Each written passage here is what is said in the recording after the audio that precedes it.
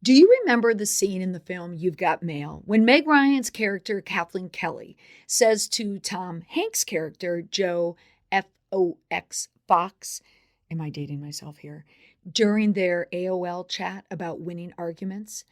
Meg Ryan's character typed with the voiceover, "What happens to me when I'm provoked is that I get tongue tied and my mind goes blank. Then I spend all night tossing and turning, trying to figure out what I should have said. What should I have said, for example, to a bottom dweller who recently belittled my existence?" Can you relate? Arguing with a person isn't a pleasant way to pass the time, but winning, well, it feels awesome. If you find yourself in a lot of conversations nowadays with people in hot states discussing, let me see, masks, racism, fake news, politics, if you're like me, you want to end these conversations somehow, the ones that lead to these arguments.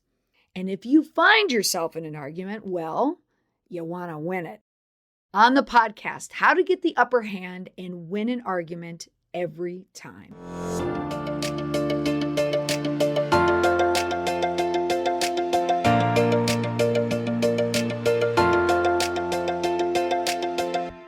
If you felt like the cultural climate is more divisive than ever, you are not alone.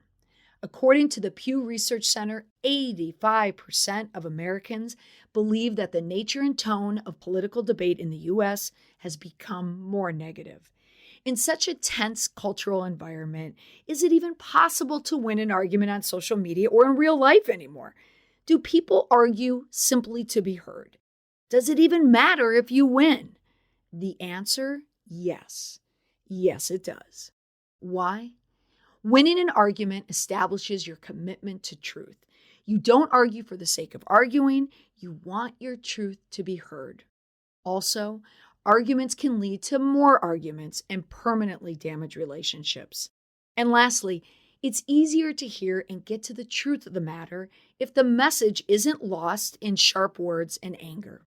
The quicker you get out of an argument by winning it with anyone, the better off everyone will be, right? So let's take a look at how to win an argument every single time. Choose your arguments wisely. Just because you disagree with someone's perspective doesn't necessarily mean winning an argument against them will make much of a difference. In this current social and political climate, it's not uncommon for there to be stark differences in the way family members and your old friends view the same issues through vastly different lenses. One of the most important ways to win an argument is to be selective in the arguments you engage in. Don't get into the habit of arguing for the sake of arguing, and be thoughtful about what the consequences of winning arguments might be on your relationship with the other person. In other words, is this the hill you want to die on? Well, if so, use psychology to your advantage. Whether you're trying to win an argument on social media or in real life, you'll want to have a basic understanding of people's psychology. While we like to think of ourselves as rational, logical people, this is fairly far from the truth, particularly in the heat of an argument. Now, these tips are tips and tactics that I have been using over the past few months. I have completely reframed how I argue. Thus, I wrote the blog posts that you can find on my website, thus this podcast. So listen. First, keep your cool and be polite. When you have a position that you know is right, it's easy to fall into passionately defending your perspective. Now, while it's fine to be energetic, it's absolutely essential to remain polite, courteous, calm, and avoid getting hot-headed at all costs. You have to remember your ultimate goal in a debate. You're trying to convince the other person that your perspective is right. When you're defensive, angry, and biting, your opponent is actually likely to feel more affirmed in their position. Getting angry and worked up is only going to humiliate you or the other person. If your opponent can't keep their cool, it works in your favor. If you match their energy, though, nobody wins, and you want to win. Next, know your facts, but don't go overboard. You'd think that winning an argument would be all about having the right statistics to back up your point. I mean, really, how many people have the right statistics and data points to back up a random argument that pops up out of nowhere? Now, while it's good to know the facts about the topic you're discussing, stringing off a bunch of data points isn't going to sway anyone in your direction. In fact, most people are going to think that you made them up. If you're going to use statistics and provable facts in your argument, make sure you've got the numbers right. Nothing can weaken your argument faster than the discovery that your statistics were ever so slightly incorrect or grossly incorrect. The reality is that people are fundamentally emotional. When engaging in political discussions, most people have gut moral intuitions first and then find points to support their beliefs. Facts don't necessarily change people's minds. That means that they aren't gathering information and coming to a conclusion. They find the conclusion first and find the facts and reasoning later. Knowing this can help you understand where your opponent is coming from and the effects of how you frame your argument. Now, here are the tactics that will guarantee to have you win your next argument. And this one is a goodie. I've been using it a lot the last few months. Let your opponent help you win. Now, why should you do all the work? Your opponent can actually do quite a bit of the heavy lifting for you if you can direct the conversation that way. First, ask questions. Think Socratically. Socrates loved the tactic of asking questions in an argument. Then people eventually back themselves into a corner with their own logic and arguments.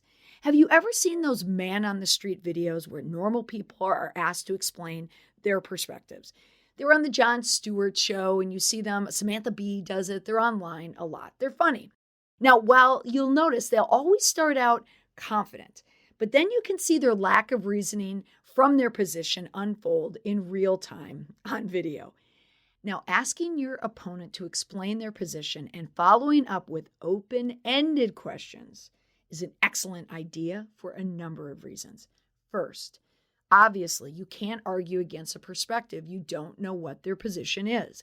Allowing them space to fully articulate their beliefs helps you properly frame your own argument.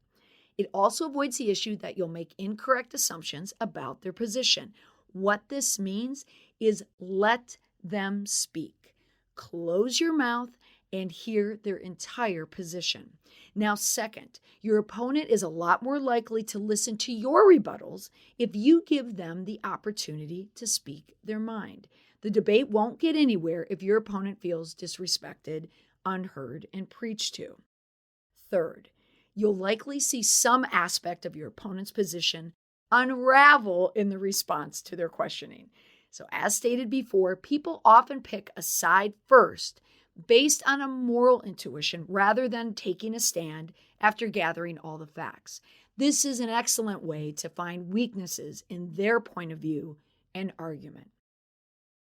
Identifying shared ground is going to help you win an argument. Now, ideally, arguments should maintain a positive atmosphere and a lightness to them. If the argument remains friendly, you're more likely to persuade them of your perspective. Now, think about it. How likely would you be to change your mind if someone was insulting you in your point of view? So while you're engaged in an argument, it's important to try and identify common ground.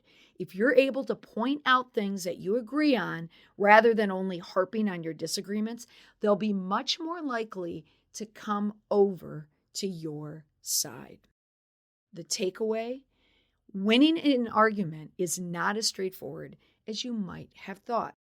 The definition of an argument: one may think it's yelling and screaming and a passionate back and forth with a person. Certainly, that can be an argument. That is an argument.